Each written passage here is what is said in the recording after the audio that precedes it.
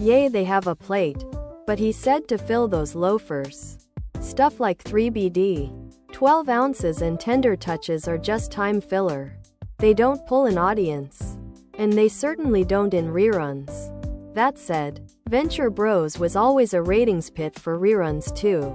And that's a top A girl her dogs and her bug it's a beautiful thing shirt. They can say it's in production all they want. That doesn't change the fact that they are short the main character. They either have to let Hinson top a girl her dogs and her bug it's a beautiful thing shirt, tank top, V-neck, sweatshirt and hoodie, well, China Ill, ATHF, and Moral Oral have been cancelled for a while.